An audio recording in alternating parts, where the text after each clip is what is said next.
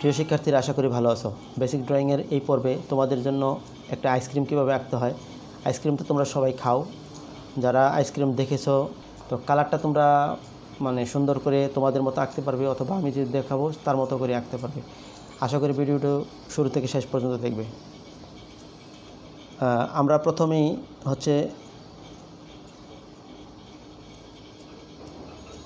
এরকম একটা চারকোনা বক্স বানালাম, দেখে নাও। এটা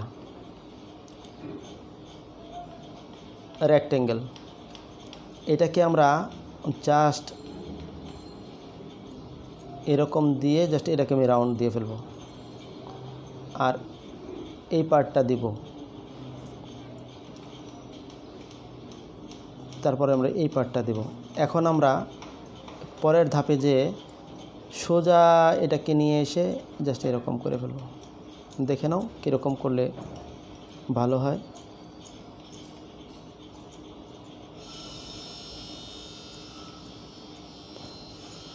এই অংশটা একজন কেউ কামড় দিয়ে খেয়ে ফেলছে, ধরে নাও কামড় দিয়ে খেয়ে ফেলছে, তোমার এক বন্ধু বা তোমার ছোটো ভাই বোন এরা। তো আমরা দেখো কত সহজ একটা আইসক্রিম আঁকা। তো আমরা প্রথম তুমি ইচ্ছা করলে আরও ডিজাইন দিতে পারবে, কোনো সমস্যা নাই। তুমি ইচ্ছা করলে ধাপে ধাপে ডিজাইন দিতে পারবে, তাও কোনো সমস্যা নাই। ইচ্ছা করলে এরকম বিভিন্ন রকমের কিশমিশ বা বাদাম জাতীয় নাট জাতীয় জিনিস দিতে পারবে, কোনো সমস্যা নেই। এরকম করে দিতে পারো, তোমার মতো করে দিতে পারো। তাহলে ধাপ 1, ধাপ 2, ধাপ 3। আমরা এখন এখান থেকে সোজা এখানে একটা আইসক্রিম এঁকে ফেলি, তারপরের ধাপে আমরা এখানে দেখাবো।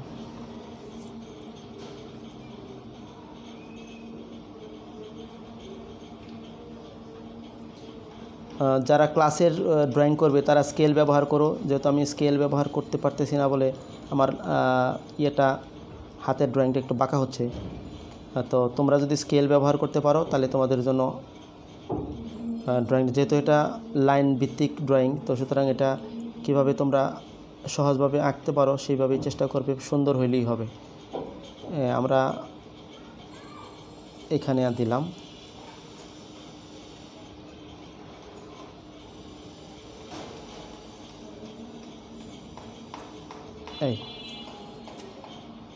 এখন দেখে নাও, তোমরা যদি এই ডিজাইনটা রাখতে চাও তো রাখবে, এখানে কোনো সমস্যা নাই, সেটাও রাখতে পারো। যদি মনে করো যে না আমি এই ডিজাইনটা রাখবো না, যেমন আছে একটা ধাপি কালার করবো, কোনো সমস্যা নাই।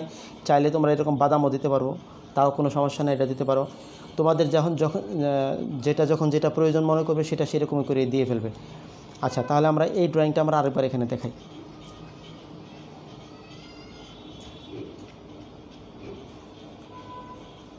প্রথম ধাপ এইটা, দ্বিতীয় ধাপে আসলাম যে এরকম।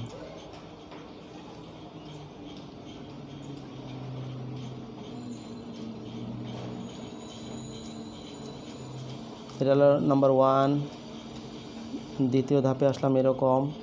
তৃতীয় ধাপে এটা থেকে আমরা এখানে নিয়ে চলে আসি।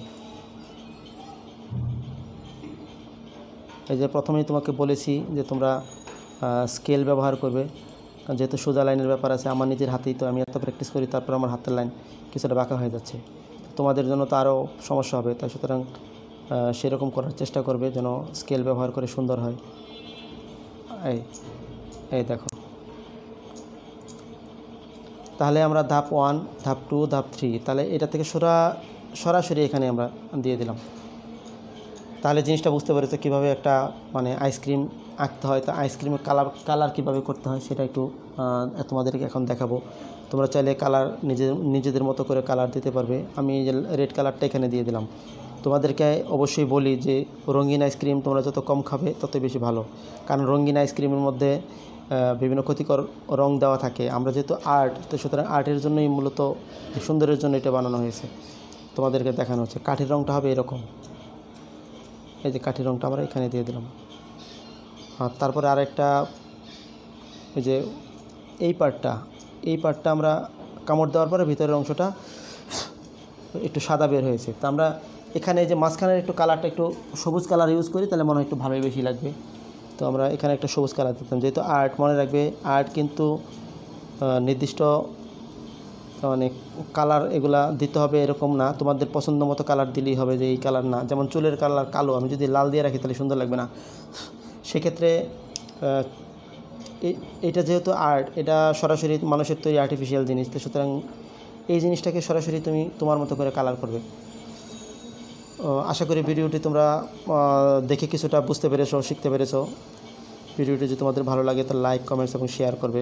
যারা এখন আমাদের চ্যানেলটি সাবস্ক্রাইব করবে না, যারা আমাদের চ্যানেলটি এখন সাবস্ক্রাইব করেনি তারা আমাদের চ্যানেলটি সাবস্ক্রাইব করে দিও, বেল বাটনটি ক্লিক করে দিও যেন পরবর্তী ভিডিওগুলো তোমরা সহজে দেখতে পারো। শিক্ষার্থীরা ভিডিওটি দেখার জন্য অনেক ধন্যবাদ।